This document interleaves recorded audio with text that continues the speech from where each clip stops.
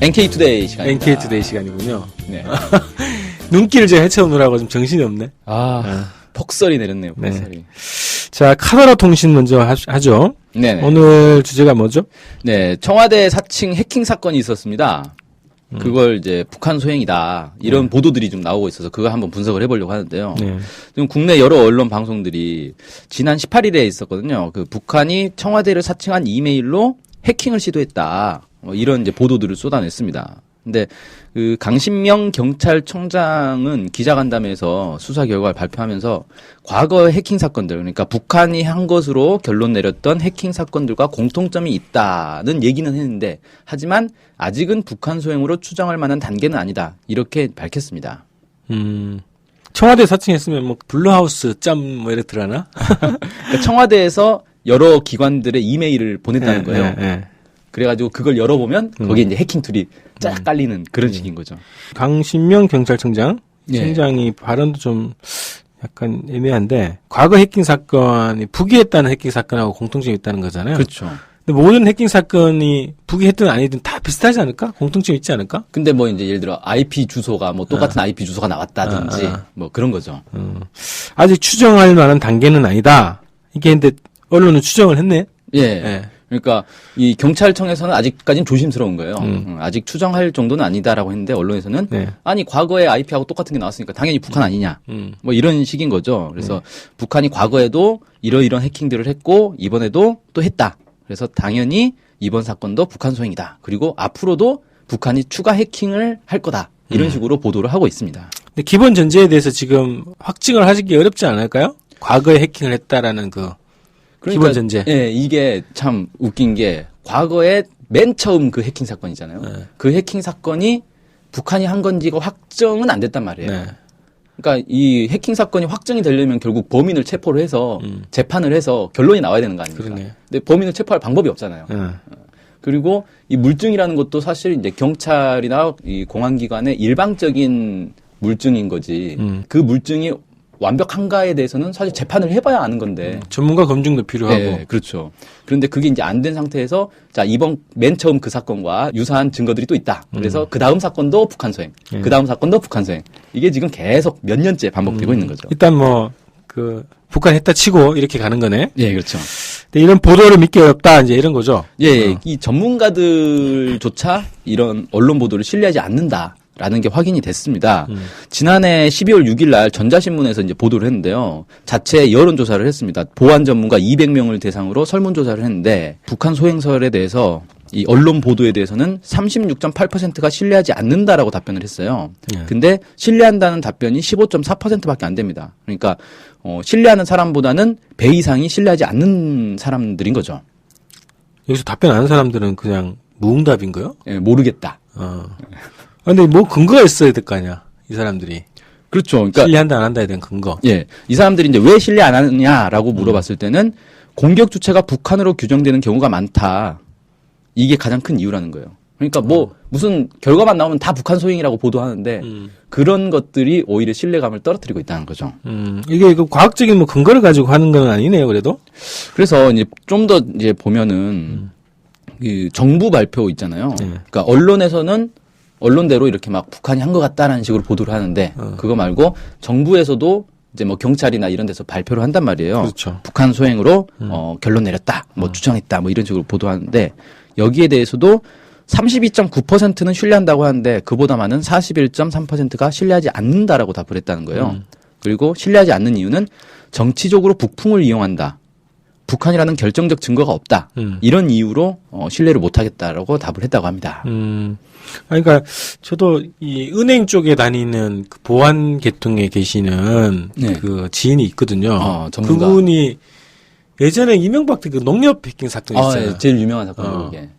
그거는 북한 소행이 절대 아니다.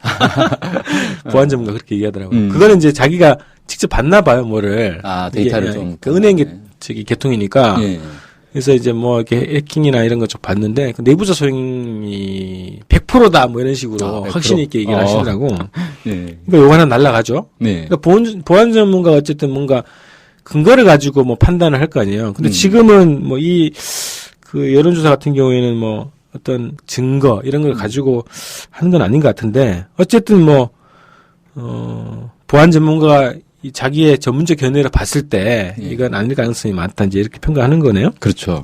근데 이제 해킹 사건의 북소행설 이게 처음이 아니란 말이죠. 예, 아주 그 아까 말씀드린 농협 해킹 사건 기사에서 이거 날라갔어요. 지금. 예, 그 정부기관 해킹 사건이 있었어요. 뭐 청와대와 뭐 정부청사 뭐 이런데 이제 해킹 사건이 있었고, 언론사도 있었죠. 예, 그다음에 뭐 금융사들도 한꺼번에 털린 사건도 있었고, 그다음에 이제 해외로 나가면 미국의 소니 해킹 사건, 네. 그다음에 며칠 전에 또 뭐 삼성 해킹 사건도 있었어요. 그래요? 삼성에 이제 해킹을 시도했다.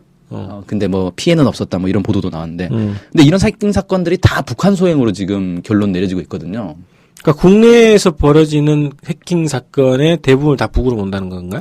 아닙니다. 사실 해킹 사건 어마어마하게 많습니다.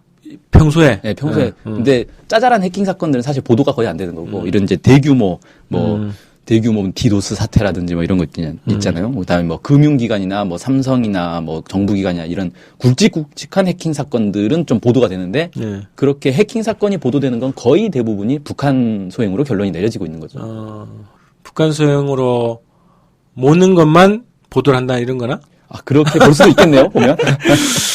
자, 이거 해킹 사건, 이거는, 제가 볼 때는 알 수 없죠, 뭐. 명확하게 이거를, 그 정부 당국, 특히 국정원에서 댓글 쓰지 말고 이런 거를 딱 확정해가지고, 근거를 가지고 딱 내밀고, 또 국내에 있는 보안 전문가들의 검증을 받아야 신뢰가 있을 것 같네요. 그렇죠. 이게 문제는 뭐냐면, 사실 해킹 사건은 거의 대부분 이렇게 범인을 못 잡거든요. 그래? 네, 범인 잡기가 어렵습니다, 일단. 해킹 사건이라는 것 자체가 해커들이 그 보안 이 방어막을 뚫고 들어가서 해킹을 하는 거잖아요. 그러니까 이걸 뚫을 정도면 상당한 실력이 있는 건데 그 정도 실력을 갖춘 사람이면 자기 신분을 철저하게 위장할 수 있다는 거예요. 그러니까 IP 주소로 추적한다 이런 건 사실 해킹 사건에서는 넌센스거든요.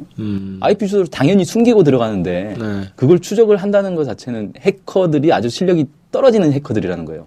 근데 그렇게 떨어지는 실력을 가진 해커가 이 방어막을 뚫고 들어간다는 것도 말이 안 되는 거고. 그러니까 논리적으로 이렇게 말이 안 되는 건데. 그래서 사실 IP 주소는 해킹 사건에서 그렇게 크게 중요하지 않을 가능성이 높습니다. 자기의 IP 주소 숨기는 건 해커들이 가장 먼저 배우는 거예요. 그러겠네요. 예. 자취를 감추는 거? 그렇죠. 그러니까 쉽게 말해서 도둑질 하는 사람이 가장 먼저 배우는 거는 장갑 끼는 거 아닙니까? 지문 안 남기려고. 그거랑 똑같은 거거든요. 야, 예전에 서울시 선거 디도스 사건. 디도스 사건. 이거는 뭐 중국에서 IP 이런 게 확보된 거 아니었나? 그 IP라는 게 근데 그게 최초의 IP가 아닐 수 있는 거죠. 여기저기 경유해가지고 가버리니까. 그래. 어쨌든 모르겠어요. 그 근거가 이 정보 당국도 근거를 정확하게 제시를 안 해놓으니까 공개를 안 하죠. 그렇죠. 그래서 이거는 정치적으로 해석할 수밖에 없다. 우리가 이제 그런 생각이 드네요. 네. 자, 해킹설에 대한 이야기를 이렇게 좀 정리하겠습니다.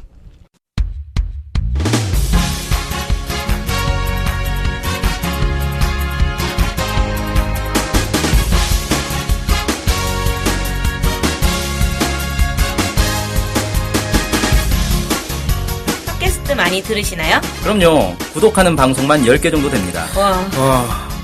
근데 그 중에 북한 소식을 전문적으로 하는 방송이 몇 개나 되나요? 찾아보니 딱 하나밖에 없었습니다. 바로 NK투데이 공식 팟캐스트 스케치북이죠. 어쨌든 통일을 좀 하려면 그 상대방이 북한을 정확히 알아야 되잖아요. 근데 그런 팟캐스트가 하나밖에 없다니 정말 안타깝네요. 그래서 스케치북을 꼭 들어야 하는 겁니다. 네. 통일을 꿈꾸는 국내 유일 북한 소식 전문 팟캐스트 스케치북 많은 청취 부탁드리겠습니다.